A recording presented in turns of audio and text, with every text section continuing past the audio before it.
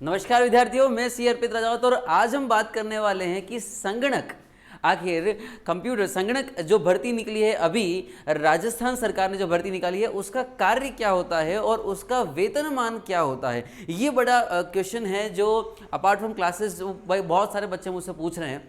ढेरों बच्चों के कई सारे क्वेश्चन है कि सर इसका काम क्या होता है, कि नाम ही दिया हुआ है संगणक और संगणक क्या होता है तो सिर्फ कंप्यूटर होता है, तो इसका काम क्या होता है और इसका वेतनमान क्या होता है, उसके बारे में आज हम डिस्कस करने वाले हैं।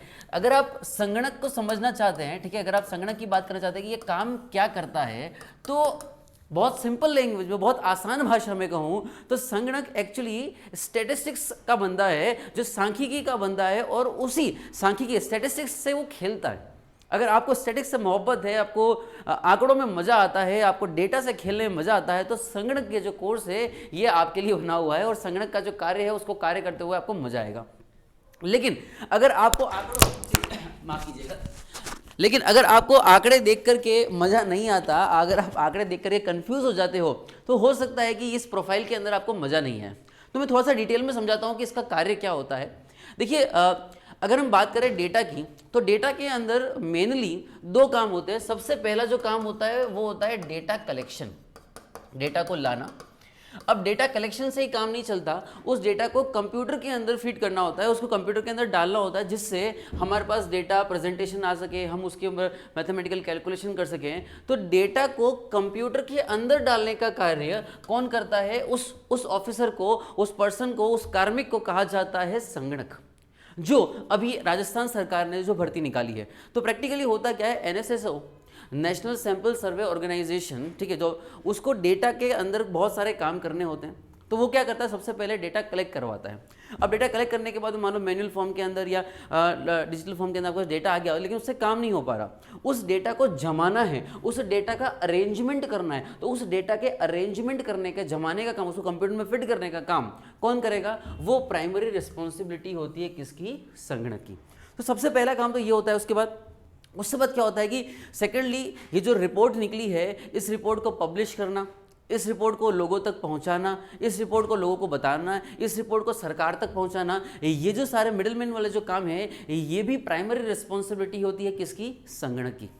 ठीक है, तो प्रैक्टिकली एक काम तो हो गया कि उसका ऑफिस लेमेन वाला जो काम हो गया ये हो गया। फिर उसके बाद मेरे भी कई सारे मित्र हैं, मिलने वाले हैं जो संगणक की पोस्ट पर लगे हुए, मैंने उनसे भी बात करी कि यार आखिर बच्चों के मन में भी एक काफ़ी क्यूरी है कि यार काम क्या रहता है। ठीक है, तो उन्होंने और भी डिटेल में समझाया कि सर वैसे, ठीक है, स्टैटिस्टिक्स वाला काम है, आंकड़ों से संबंधित काम है। इसके अलावा कई बार क्या होता है कि गवर्नमेंट की कुछ स्कीम्स वगैरह आती है, जैसे कि अभी सरकार की एक स्कीम चल रही है, प्रशासन गांवों के संग, प्रशासन आपके द्वार, इस तरह की जो स्कीम्स वगैरह बनती है उसका भी पीछे का जो बैक एंड का जो काम है, ठीक है ना, कि डेटा वगैरह कंप्यूटर से रिलेटेड जो काम होता है वो भी संगणक की ही रिस्पॉन्सिबिलिटी होता है और वो वाला कार्य भी संगणक को ही करना पड़ता है। ठीक है, इसके अलावा मैंने और उन्होंने पूछा कि और क्या काम रहता है, तो चुनाव वगैरह के अंदर, चुनाव ड्यूटी वगैरह के अंदर जो कंप्यूटर का रिलेटेड बेसिक काम होता है वो भी कई बार संगणक को करना होता है। तो मोटा मोटा देखा जाए कि सर आंकड़ों से खेलने वाली जॉब है, आंकड़े ही आपका जीवन है, आंकड़े ही आपका जीवन का आधार है, इसका मतलब आप संगणक के लिए ही बने हैं। ठीक है, अब सर ये सब बातें तो होगी, काम तो हम कर लेंगे, हमारे यहाँ पे कई सारे विद्यार्थियों का मोड़ था, नहीं आप सर हम काम तो पूरा कर लेंगे, आप तो वेतनमान बताइए,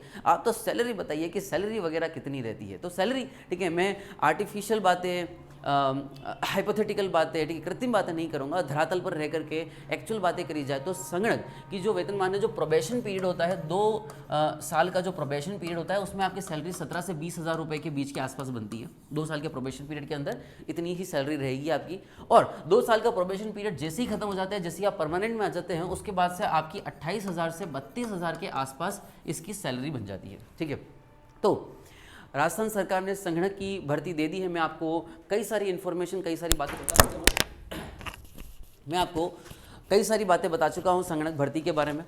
अब आपको करना क्या है सर, आरपीएससी अड्डा की एप्लीकेशन को अभी के अभी डाउनलोड करना है। संगणक का एग्जाम बहुत पास में आ चुका है, सिर्फ 1 महीना बचा है संगणक के एग्जाम के लिए। तो संगणक एसओ, एएसओ या जूनियर अकाउंटेंट, अगर अभी तक फॉर्म नहीं भरा है तो जूनियर अकाउंटेंट का फॉर्म भी निकलने वाला है। ठीक है, अगर आपने संगणक का फॉर्म नहीं भरा है तो संगणक मिस हो चुका है, तो जूनियर अकाउंटेंट का फॉर्म निकलना है। और सभी समस्त सरकारी जॉब्स आपको आरपीएससी अड्डा के चैनल के ऊपर आराम से मिल जाएगी, उनको सर्च कीजिए, देखिए आपका इंटरेस्ट किस फील्ड के अंदर है। बहुत ही कम कीमतों पर राजस्थान के सर्वश्रेष्ठ फैकल्टीज़ द्वारा, जिसमें 15 CS chart accountants, company secretaries और PhD होल्डर्स इंक्लूड हैं, उनके द्वारा यहाँ पर अध्यापन करवाया जा रहा है। इसी प्रकार की और भी कौन सी जानकारी आप मुझसे चाहते हैं तो कमेंट सेक्शन में लिख करके जरूर बताइएगा आप कौन सी जानकारी चाहते हैं। हम मिलते हैं हमारे अगले वीडियो में। Till then goodbye, take care, bye, thank you.